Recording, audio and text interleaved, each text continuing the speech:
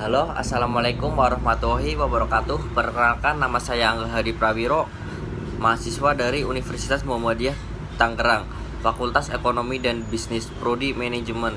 Di sini saya akan menjelaskan dari hasil diskusi kelompok kami tentang proses pengambilan keputusan. Keputusan, sebuah keputusan atau decios merupakan pilihan yang dibuat dari alternatif-alternatif yang ada. Misalnya, seorang manajer akuntansi yang hendak menentukan pilihan Colin, Tesha, dan Carlos untuk mengisi posisi auditor junior adalah contoh dari pengambilan keputusan yang harus diambil. Pengambilan keputusan atau decision making adalah proses dalam mengambil masalah-masalah dan peluang-peluang untuk kemudian dipecahkan. Pengambilan keputusan mengharuskan adanya usaha, baik sebelum ataupun sesudah dibuatnya pilihan yang nyata. Nah, di sini juga ada jenis-jenis keputusan. Jenis keputusan dibagi menjadi dua, yaitu keputusan terprogram dan keputusan yang tidak terprogram. Keputusan terprogram yaitu merupakan sebuah keputusan yang diambil untuk menjawab situasi yang seringkali muncul, sehingga ketentuan-ketentuan dalam mengambil keputusan dapat dibuat dan diterapkan. Keputusan yang tidak terprogram. Keputusan yang tidak terprogram merupakan keputusan yang secara relatif tidak terstruktur. Selanjutnya saya akan menjelaskan kondisi pengambilan keputusan. Dalam kondisi pengambilan keputusan terbagi menjadi 3 bagian. Yang pertama, pengambilan keputusan dalam kondisi yang pasti. Ketika seseorang mengambil keputusan tahu dengan kepastian yang beralasan, alternatif apa yang ada dan kondisi apa yang terkait dengan setiap alternatif, maka suatu kondisi yang pasti akan muncul.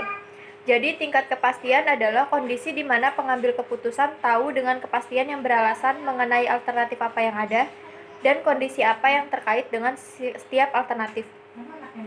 Jadi yang dimaksud dengan kondisi pasti ini adalah kondisi di mana pihak manajemen atau manajer memiliki informasi yang cukup untuk mengetahui hasil keputusan sebelum keputusan tersebut dibuat. Manajer mengetahui dengan jelas alternatif apa yang tersedia serta kondisi apa dan konsekuensi dari tindakan pengambilan keputusan tersebut. Jadi untuk kemungkinan kesalahan dalam pengambilan keputusan dalam kondisi pasti ini relatif kecil. Selanjutnya, saya akan menjelaskan pengambilan keputusan dalam kondisi yang penuh risiko. Dalam kondisi pengambilan keputusan pada umumnya adalah suatu kondisi yang berisiko. Dalam kondisi yang berisiko, ketersediaan dari setiap alternatif serta potensi hasil dan biayanya semuanya dihubungkan dengan estimasi kemungkinan. Jadi kondisi yang berisiko kondisi di mana ketersediaan dari setiap alternatif serta potensi hasil dan biayanya semuanya dihubungkan dengan estimasi kemungkinan. Jadi ketika seorang manajer tidak memiliki informasi yang lengkap dalam mengambil suatu keputusan, maka timbullah resiko. Manajer yang bersangkutan mungkin memahami permasalahan yang terjadi dan juga memiliki alternatifnya. Namun manajer tidak dapat memastikan apakah alternatif-alternatif yang diberikan tersebut dapat menyelesaikan permasalahan yang terjadi sesuai dengan hasil yang diharapkannya.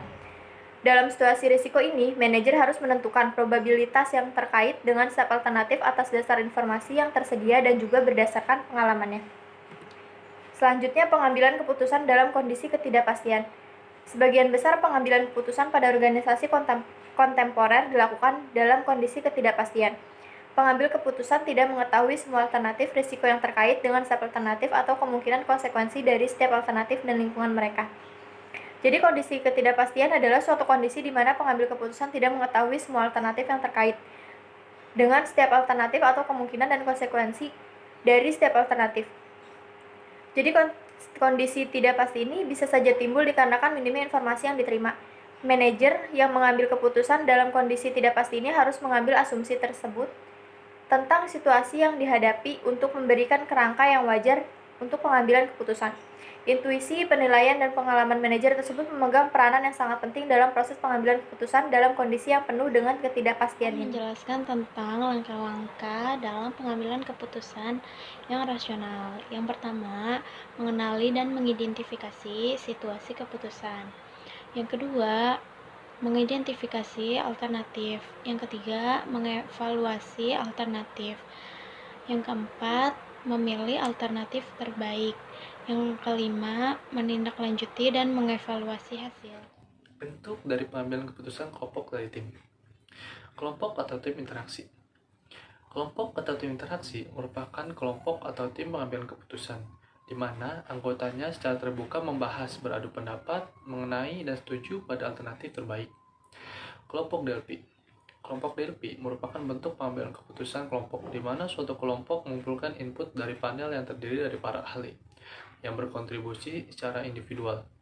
Opini mereka dikombinasikan dan pada akhirnya dirata-ratakan. Kelompok nominal. Jadi, kelompok nominal terstruktur yang paling sering digunakan untuk menghasilkan alternatif atau kreatif dan inovatif. Keuntungan dan kerugian dari pengambilan keputusan kelompok. Keuntungannya adalah lebih banyak informasi yang tersedia dalam bentuk kelompok atau tim seperti yang disarankan ungkapan nama. 2 kepala lebih baik daripada 1. Suatu kelompok atau tim mempresentasikan suatu tingkat pendidikan, pengalaman, dan perspektif yang lebih luas.